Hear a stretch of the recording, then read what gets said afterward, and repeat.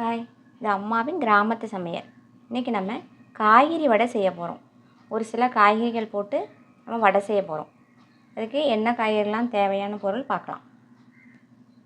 கொஞ்சம் கேரட், கொஞ்சம் முட்டைக்கோஸ், கொஞ்சம் பீட்ரூட், பல்லாரி, கொஞ்சம் ஒரு மிளகாய், இஞ்சி, கொஞ்சம் கருவேப்பிலை, கொஞ்சம் மல்லித்தழை.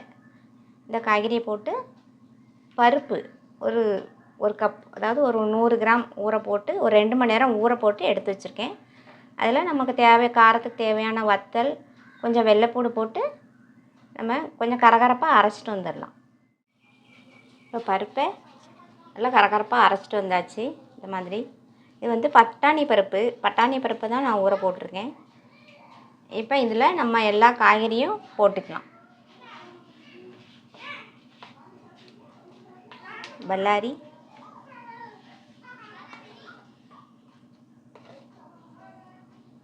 கோஸ், கேரட்டு எல்லாத்தையும் போட்டுக்கலாம்.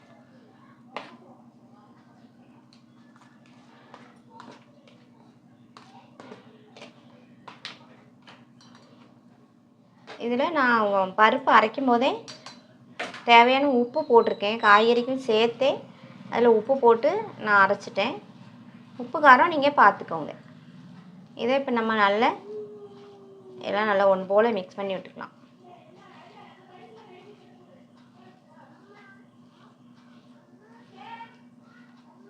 நம்ம பீட்ரூட் போட்டதுனால கொஞ்சம் கலர் சேஞ்ச் ஆகும்.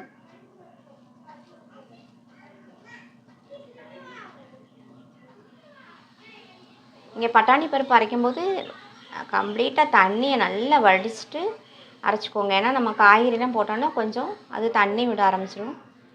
இப்போ இதை நம்ம குட்டி குட்டியாக உருட்டிக்கலாம். நமக்கு தேவையான ஒரு சைஸில் இந்த மாதிரி உருட்டிக்கலாம்.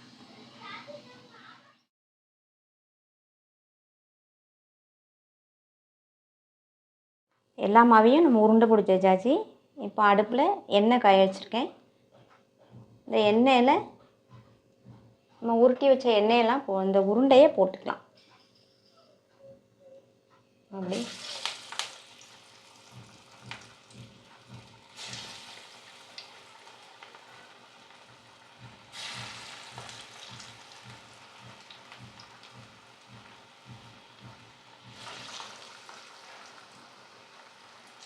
உருண்டை போட்டு கொஞ்சம் அடுப்பில் சிம்மில் வச்சுக்கோங்க. இப்போ நம்ம இதை எடுத்துப்போம். லைட்டாக இதை ஆற விடுவோம். அதுக்குள்ளே நம்ம மற்ற எல்லாத்தையும் போட்டு வந்துடலாம். இப்போ நம்ம அதை தட்டதுக்கு இந்த மாதிரி ஒரு ஃப்ளாட்டான ஒரு தட்டோ கிண்ணமோ அதை எடுத்து வச்சுக்கோங்க. அதில் லைட்டாக எண்ணெய் தடவிக்கோங்க. நம்ம உருண்டை எடுத்து வச்சோம்ல, அதை லைட்டாக அப்படி ஒரு ப்ரெஸ் பண்ணால் நமக்கு தட்டையாக கிடச்சிடும்.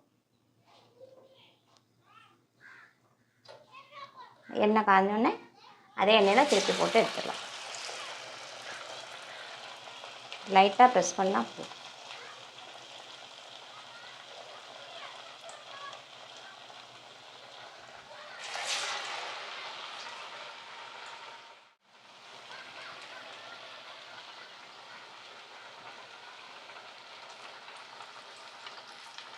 அடுப்பை சிம்மில் வச்சுக்கணும், கருகிரும் இல்லைனா.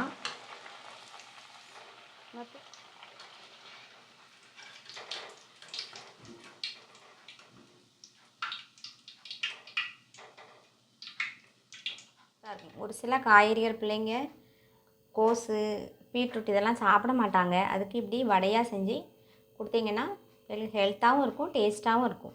இதை நீங்கள் செஞ்சு சாப்பிட்டு பாருங்கள். சாப்பிட்டு பார்த்துட்டு எப்படி இருக்குன்னு கமெண்ட்டில் சொல்லுங்கள். லைக் பண்ணுங்கள், ஷேர் பண்ணுங்கள். மறக்காமல் சப்ஸ்கிரைப் பண்ணுங்கள். மீண்டும் அடுத்த வீடியோவில் சந்திப்போம். பை.